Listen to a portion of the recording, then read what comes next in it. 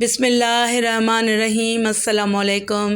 روم کے بادشاہ نے 9 ہجری میں مدینہ منورہ پر حملہ کا ارادہ کیا۔ رسول اللہ صلی اللہ علیہ وسلم کو یہ اطلاع ملی کہ وہ بہت بڑا لشکر لیے شام کے راستے عرب کی طرف بڑھ رہا ہے۔ اس پر نبی کریم صلی اللہ علیہ وسلم نے اعلان فرما دیا، ہم آگے بڑھ کر عرب کی سرحدوں پر رومیوں کا مقابلہ کریں گے۔ اس کے ساتھ ہی آپ صلی اللہ علیہ وسلم نے صحابہ کرام کو جنگ کی تیاری کا حکم فرما دیا۔ اس سال بارشیں نہیں ہوئی تھیں، اس لیے قحط کی سی حالت تھی، گرمی بھی بہت شدت کی تھی۔ دوسری طرف اہل مدینہ کی روزی کا انحصار کھجوروں کی فصل پر تھا، وہ پکنے کے بالکل قریب تھی۔ اس موسم میں وہ باہر نہیں جا سکتے تھے، لیکن حضور نبی اکرم صلی اللہ علیہ وسلم کا حکم سنتے ہی سوائے چند منافقوں اور معذور مسلمانوں کے سب دل و جان سے جہاد کی تیاریوں میں مصروف ہو گئے۔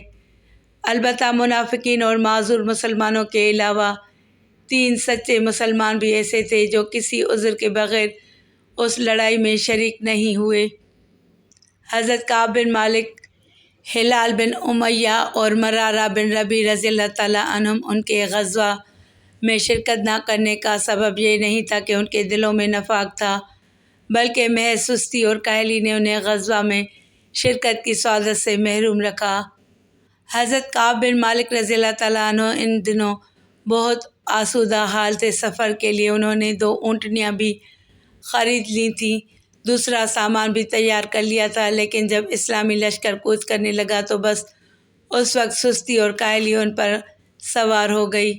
انہوں نے سوچا، ایسی بھی کیا جلدی ہے، کل روانہ ہو جاؤں گا اور لشکر سے جا ملوں گا۔ دوسرے دن بھی سستی غالب آ گئی اور وہ روانہ نہ ہو سکے، لہٰذا سوچا خیر کوئی بات نہیں، کل روانہ ہو جاؤں گا اور لشکر سے جا ملوں گا۔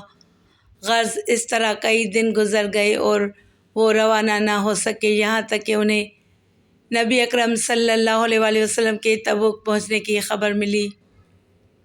اس وقت 30,000 جانثار آپ صلی اللہ علیہ وسلم کے ساتھ تھے، لیکن حضرت کعب رضی اللہ تعالیٰ عنہ اور دوسرے دونوں صحابہ ان میں نہیں تھے۔ نبی اکرم صلی اللہ علیہ وسلم کو حضرت کعب رضی اللہ تعالیٰ عنہ سے بہت انس تھا۔ تبوک پہنچ گئے، خاص طور پر ان کے بارے میں پوچھا، کعب نظر نہیں آ رہے، کیا بات ہے؟ ایک صحابی نے کہا، یا رسول اللہ، کعب رضی اللہ تعالیٰ عنہ کو اس کے مال اور جمال نے روک لیا۔ حضرت معاذ بن جبل رضی اللہ تعالیٰ عنہ نے اس بات کے جواب میں کہا، یا رسول اللہ صلی اللہ علیہ وسلم، جہاں تک ہمیں علم ہے کعب اچھا آدمی ہے۔ نبی اکرم صلی اللہ علیہ وسلم نے خاموشی اختیار فرمائی۔ آپ غزوہ تبوک سے واپس تشریف لائے تو بعض لوگوں نے حضرت کعب رضی اللہ تعالیٰ عنہ کو طرح طرح کے ہیلے بہانے سجائے کہ یہ کہہ دینا حضور صلی اللہ علیہ وسلم درگزر فرمائیں گے، لیکن حضرت کعب رضی اللہ تعالیٰ عنہ نے اپنے دل میں سوچ لیا تھا کہ اپنی خطا کا صاف اقرار کر لیں گے، کوئی بہانہ ہرگز نہیں بنائیں گے۔ 80 کے قریب اور لوگ بھی تھے جو تبوک نہیں گئے تھے، وہ سب حضور صلی اللہ علیہ وسلم کی خدمت میں حاضر ہوئے اور اپنے اپنے عذر بیان کیے۔ آپ نے ان سب کو معاف کر دیا۔ حضرت کعب رضی اللہ تعالیٰ عنہ حاضر ہوئے تو آپ صلی اللہ علیہ وسلم نے مسکرا کر ان کی طرف دیکھا، پھر پوچھا، کعب تم غزوہ میں کیوں شریک نہیں ہوئے؟ بیمار تھے یا سامان نہیں تھا؟ انہوں نے عرض کیا، یا رسول اللہ صلی اللہ علیہ وسلم، مجھے کوئی عذر نہیں تھا، بالکل تندرست اور توانا تھا، سامان سفر بھی تیار تھا، صرف نفس کی سستی نے مجھے جہاد میں شرکت سے محروم کر دیا۔ جواب میں آپ صلی اللہ علیہ وسلم نے فرمایا، تم نے سچ کہا، اب گھر جاؤ، اللہ کے حکم کا انتظار کرو۔ یہی صورت حضرت مرارہ بن ربیع اور ہلال بن امیہ رضی اللہ تعالیٰ عنہ کے ساتھ پیش آئی۔ آپ صلی اللہ علیہ وسلم نے تمام مسلمانوں کو منع کر دیا کہ کوئی ان تینوں سے بات نہ کرے۔ حضرت کعب رضی اللہ تعالیٰ عنہ واپس آئے تو ان کی قوم کے بعض افراد نے کہا، تم نے اس سے پہلے کوئی گناہ نہیں کیا تھا، اگر تم کوئی عذر کر دیتے تو رسول اللہ صلی اللہ علیہ وآلہ وسلم اس کو ضرور قبول فرما لیتے۔ حضرت کعب رضی اللہ تعالیٰ عنہ فرماتے ہیں میں نے ان لوگوں کی بات رد کر دی۔ اس دن سے مجھے زمین تنگ محسوس ہونے لگی۔ ہر شخص مجھ سے پرہیز کرتا تھا اور یہ فکر کھائے جا رہی تھی کہ اگر میں اس حال میں مر گیا تو رسول اللہ صلی اللہ علیہ وآلہ وسلم تو میرا جنازہ بھی نہیں پڑھائیں گے اور خدا نخواستہ ہمیشہ مردود رہوں گا۔ غرض میں نے 50 دن سخت کرب اور مصیبت میں گزارے۔ میرے دونوں ساتھی تو پہلے ہی روز سے اپنے گھروں میں چھپ گئے تھے۔ میں گھر سے نکل کر مسجد میں جاتا، نماز میں شریک ہوتا، حضور صلی اللہ علیہ وآلہ وسلم کی مسجد میں بھی شریک ہوتا، لیکن نہ حضور صلی اللہ علیہ وآلہ وسلم مجھ سے کوئی بات کرتے نہ دوسرے مسلمان۔ میں آپ صلی اللہ علیہ وآلہ وسلم کی طرف دیکھتا تو آپ میری طرف سے منہ پھیر لیتے۔ اس سے مجھے اور زیادہ صدمہ ہوتا۔ ایک دن میں اپنے پڑوسی اور چچا زاد بھائی ابو قتادہ کی دیوار پر چڑھا اور انہیں سلام کیا۔ انہوں نے سلام کا جواب نہ دیا۔ میں نے انہیں قسم دے کر پوچھا ابو قتادہ تم خوب جانتے ہو میں اللہ اور اللہ کے رسول صلی اللہ علیہ وآلہ وسلم سے محبت کرتا ہوں۔ ابو قتادہ اس پر بھی خاموش رہے۔ میں نے 3 بار اپنے الفاظ دہرائے تو وہ صرف اتنا بولے اللہ اور اللہ کا رسول ہی بہتر جانتے ہیں۔ یہ سن کر میری آنکھوں سے آنسو آ گئے۔ ایک دن میں مدینہ کے بازار سے گزر رہا تھا کہ ایک قبطی عیسائی ملا۔ وہ غسان کے بادشاہ کا خط میرے نام لایا تھا۔ خط میں شاہ غسان نے لکھا تھا ہمیں معلوم ہوا ہے کہ تمہارے آقا نے تمہارے ساتھ بدسلوکی کی ہے، تم میرے پاس چلے آؤ، دیکھنا یہاں تمہاری کیسی عزت ہوتی ہے۔ یہ خط پڑھ کر میں نے انا للہ و انا الیہ راجعون پڑھا کہ یہ دن بھی دیکھنا تھا۔ ایک کافر مجھے راہ حق سے ہٹانے کی جرات کر رہا تھا، مجھے میرے آقا سے جدا کر دینا چاہتا تھا۔ میں گھر پہنچا، خط کو آگ میں ڈالا اور رونے لگا۔ اس طرح جب 40 دن گزر گئے تو نبی اکرم صلی اللہ علیہ وآلہ وسلم کا حکم ملا اپنی بیوی سے بھی الگ ہو جاؤ۔ میں نے قاصد سے پوچھا کیا بیوی کو طلاق دے دوں؟ انہوں نے کہا نہیں بلکہ اس سے الگ رہو۔ میں نے فوراً اپنی بیوی کو اس کے گھر بھیج دیا۔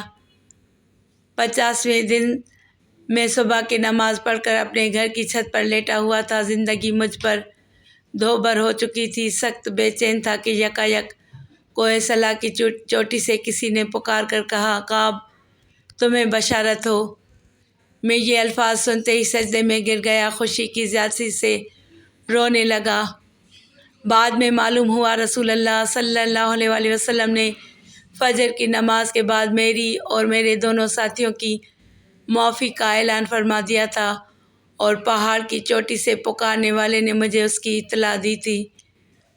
اس کے بعد ایک صاحب گھوڑا دوڑاتے میرے پاس آئے، مجھے بشارت دی۔ میں نے اپنے دونوں کپڑے ان کی نذر کر دیے، خود کسی سے مانگ کر کپڑے پہنے، پھر سیدھا رسول اللہ صلی اللہ علیہ وآلہ وسلم کی خدمت میں حاضر ہوا۔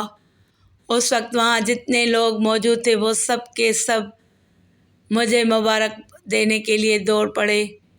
سب سے پہلے طلحہ رضی اللہ تعالیٰ عنہ نے مبارکباد دی اور مصافحہ کیا۔ میں ان کے اس اخلاق اور گرم جوشی کو کبھی نہیں بھلا سکوں گا۔ میں نے حضور صلی اللہ علیہ وآلہ وسلم کو سلام کیا تو آپ کے رخ انور پر بشاشت پھیل گئی اور چہرہ چاند کی طرح چمکنے لگا۔ آپ نے فرمایا کعب تمہاری زندگی میں ایسا دن کبھی نہیں آیا ہوگا، تمہیں مبارک ہو، اللہ نے تمہاری توبہ قبول فرمائی۔ اس پر حضرت کعب رضی اللہ تعالیٰ عنہ نے عرض کیا یا رسول اللہ صلی اللہ علیہ وآلہ وسلم میں اپنی توبہ کو کامل بنانے کے لیے اپنی تمام جائیداد اور مال صدقہ کرتا ہوں۔ آپ صلی اللہ علیہ وآلہ وسلم نے جواب میں فرمایا نہیں، اس طرح تم تنگی کا شکار ہو جاؤ گے، اپنے مال کا ایک حصہ صدقہ کر دو۔ حضرت کعب رضی اللہ تعالیٰ عنہ نے خیبر کا حصہ اللہ کے راستے میں دے دیا اور کہا اللہ نے مجھے میری سچائی کی وجہ سے نجات عطا فرمائی۔ انشاءاللہ مرتے دم تک راست گوئی کا دامن نہیں چھوڑوں گا۔ حضرت ہلال اور حضرت مرہ رضی اللہ تعالیٰ عنہما کی بھی توبہ بھی اسی طرح قبول ہوئی۔ قرآن کریم میں اس واقعے کی طرف ان آیات میں اشارہ فرمایا گیا ہے اور ان 3 شخصوں پر بھی جنہیں چھوڑ دیا گیا، یہاں تک کہ زمین اپنی وسعت کے باوجود ان پر تنگ ہو گئی، اور جو اپنی جانوں سے بیزار ہو گئے اور سمجھ گئے کہ اللہ کے سوا کسی کے پاس پناہ نہیں، تو اللہ ان پر مہربان ہوا کہ توبہ کیے رہیں۔ بے شک اللہ بڑا توبہ قبول کرنے والا مہربان ہے۔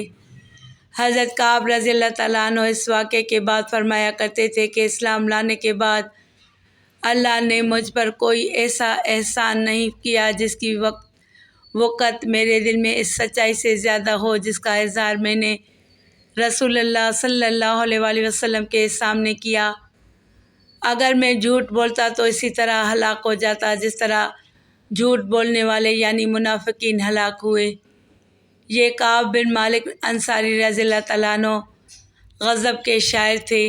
اسلام لانے سے پہلے ہی ان کی شاعری کی دھوم مچ چکی تھی۔ بیعت عقبہ کے بعد حضرت مصعب بن عمیر رضی اللہ تعالیٰ عنہ کی کوشش سے انہوں نے اسلام قبول کیا۔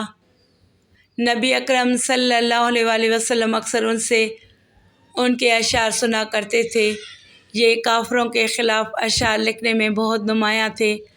آپ نے حضرت امیر معاویہ رضی اللہ تعالیٰ عنہ کے دور میں 50 ہجری کے قریب انتقال فرمایا۔ اللہ تعالیٰ کی ان پر بے شمار رحمتیں ہوں، آمین یا رب العالمین۔ ویڈیو کو لائک کر کے چینل کو ضرور سبسکرائب کریں اور گھنٹی کے نشان کو دبائیں تاکہ میری آنے والی ہر نئی ویڈیو کا نوٹیفیکیشن آپ کو سب سے پہلے ملے۔